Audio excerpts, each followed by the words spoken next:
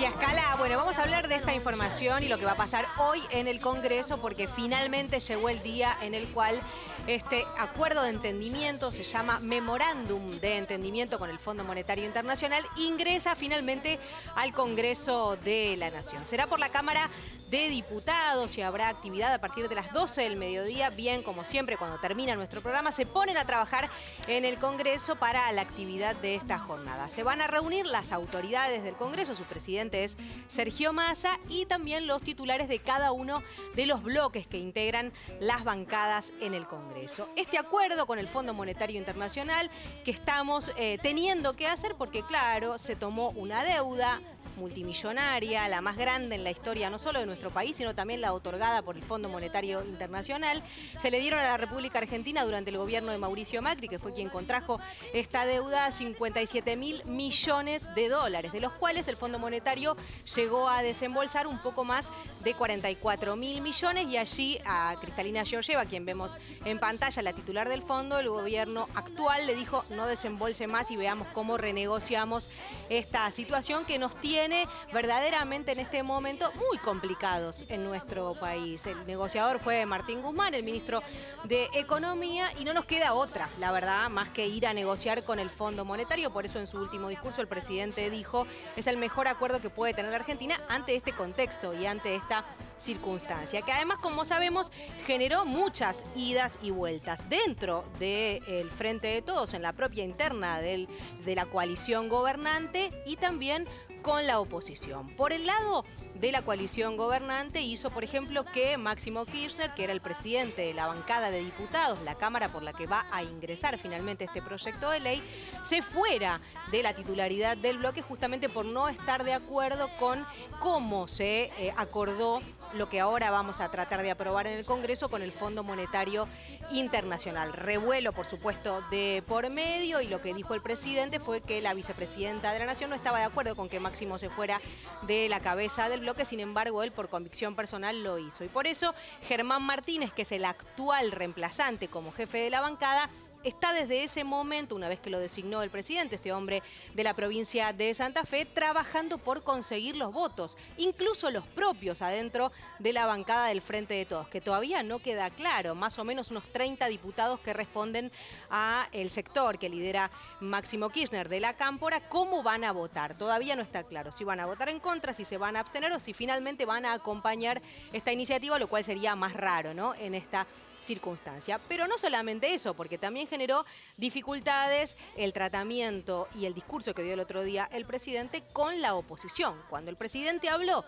de que había sido el gobierno anterior quien tomó efectivamente la deuda con el fondo y les dijo que hay una investigación respecto de cómo se gastó ese dinero, además que ya había presentado apenas asumió la presidencia Alberto Fernández en la justicia de nuestro país, la bancada del PRO se levantó y se fue del Congreso, lo que hemos visto en la jornada de antes de ayer. Bueno, pero no solamente eso, porque además esto genera divisiones internas dentro de la otra coalición opositora, en este caso, que es Juntos por el Cambio. Porque así como el PRO, quien gobernaba en ese momento, se levantó y se fue ofendido, o se sintió, digamos, ofendido por eso que dijo el presidente de la Nación, ni la coalición cívica ni la Unión Cívica Radical, que forman parte todos de Juntos por el Cambio, se levantaron y se fueron. Consideraron que había que quedarse. Incluso muchas veces, por ejemplo, el titular del radicalismo en nuestro país, el gobernador además de la provincia de Jujuy, Gerardo Morales, dijo en más de una ocasión: bueno, deberíamos hacernos cargo de que cuando gobernamos contrajimos esa deuda,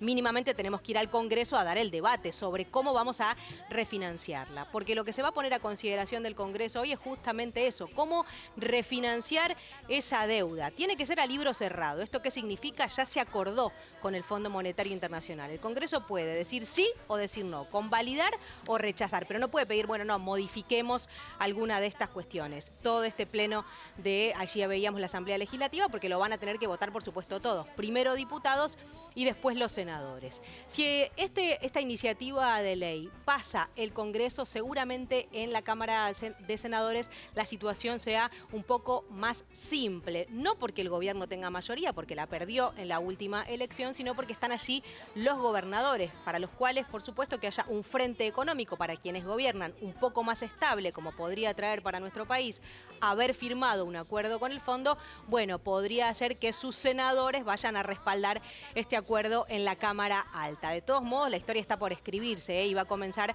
hoy al mediodía. No sabemos qué va a pasar y tampoco está claro cómo va a votar cada uno de los bloques. Dentro del Frente de Todos, tal vez un sector se abstenga o vote en contra. Y por el lado de la oposición, muy probablemente la izquierda vote en contra y muy probablemente tanto los radicales como la coalición cívica apoyen este acuerdo con el Fondo Monetario Internacional. Queda la incógnita todavía y es muy probable que el PRO, los que rodean especialmente al liderazgo de Mauricio Macri, terminen absteniéndose o votando en contra también de esta iniciativa. Veremos si alcanzan los números para que esto sea aprobado en el Congreso, que por otro lado es obligatorio que sea aprobado para poder convertirse en ley. ¿Y por qué? Porque el gobierno de Alberto Fernández, una vez que llegó a la presidencia, hizo una ley, la propuso y fue aprobada por el Congreso, no la hizo, en realidad la propuso y fue aprobada por el Congreso de la Nación, que dice que cualquier acuerdo con el Fondo Monetario Internacional tiene que pasar por el Congreso. ¿Por qué? Para que no vuelva a pasar lo mismo que la vez anterior, que un gobierno, un poder ejecutivo, en este caso en la cabeza de Mauricio Macri,